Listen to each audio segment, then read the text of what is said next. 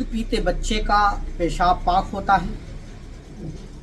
क्या 5 उंगलियों से अगर आपने कोई गिलास या लोटा या कोई जग वगैरह जिसमें पानी है वो पकड़ लिया तो ऐसा पानी पीना क्या मकरूह हो जाएगा?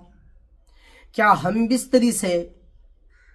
बिस्तरी करने से बीवी के साथ सारे कपड़े नापाक हो जाते हैं? या टेक लगाकर या झपकी से वुजू टूट जाता है या नहीं? आज इंशाल्लाह इस वीडियो में इन चारों सवालों के जवाब जान लेंगे आप। देखिए, ये हमारे पास सवाल हैं और इनके इंशाल्लाह मैं जवाब देने की कोशिश करूँगा। अवाम में ये बात मशहूर है कि जब बच्चा दूध पीता हो रहा हो ना, और अगर वो पेशाब करते तो कुछ लोग ये कहते हैं कि ये तो अभी दूध पी रहा, इसका पेशाब जो है पाक है। तो क्या सही है? शरीयत क्या कहती है इसके बारे में? तो मेरे प्यारे दोस्तों, आप दीन को सीखिए, समझिए और उसके बाद किसी को मसला बताइए। देखिए, चाहे बच्चा 10 मिनट का ही हो, अभी उसे 2 मिनट पैदा हुए हैं या 10 मिनट हो रहे हैं पैदा हुए, और उसने पेशाब फिर दिया तो फिर भी उस बच्चे का पेशाब नापाक ही है, वो पाक नहीं होगा। ठीक है, तो दूध पीते बच्चे का पेशाब बिलाशुबा नापाक है। उसको पाक जो कहते हैं वो गलती पे हैं, वो इससे तौबा करें।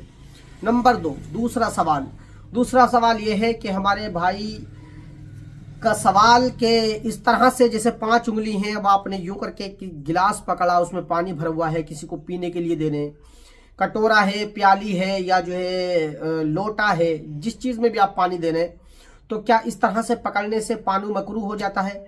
वो इस्तेमाल के काबिल नहीं रहता? क्या पी सकते हैं या नहीं पी सकते? तो दोस्तों, इस तरह से जिसने भी पानी पकड़ा है हाथ से 5 उंगलियों से, तो उस पानी में कोई भी कराहत नहीं है। बिलाशुबा वो पानी पीना जायज़ है, वुज़ू करना उससे जायज़ है, उससे गुस्ल करना जायज़ है, उसे इस्तेमाल में लाना जायज़ है। ना उससे मकरूह होगा पानी पकड़ने से, और ना ही पकड़ने वाले पे कोई गुनाह होगा। ये कान खोल के आप सुन लें।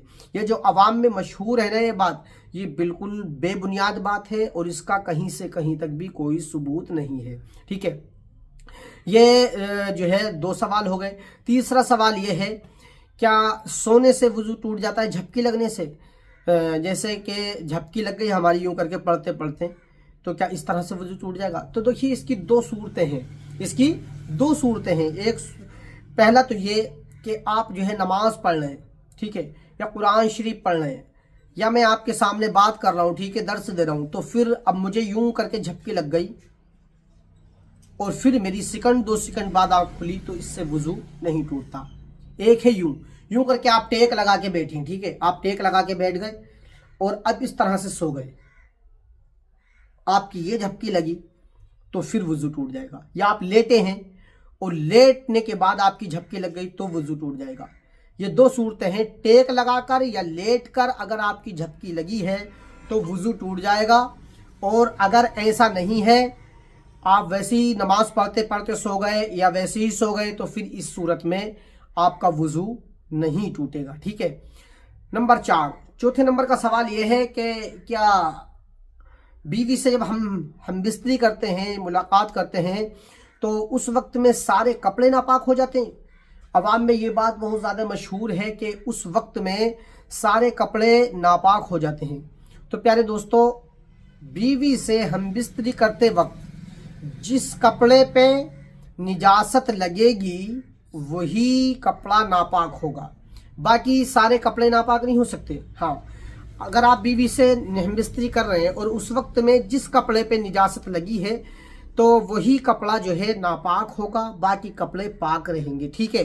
मान के चलिए बनियान है या आप जो है और कुछ ऊपर से पहनने हैं, इनर वगैरह है, या ऊपर से आप कुछ भी पहनने हैं मिसाल के तौर पे, तो जिस पे निजासत नहीं लगी है वो कपड़ा नापाक नहीं होगा और जिस पे निजासत लगी है वो नापाक हो जाएगा। तो ये 4 सवाल थे, इनके इंशाल्लाह मैंने आज आपको जवाब दिए हैं। उम्मीद करता हूँ आपको ये अच्छे से समझ में आ गए होंगे।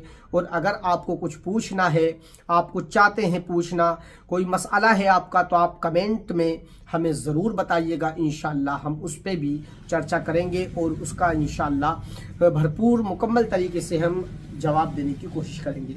अल्लाह पाक हम सबको अमल खैर की तौफीक अता फरमाए। अस्सलामु अलैकुम रहमतुल्लाह।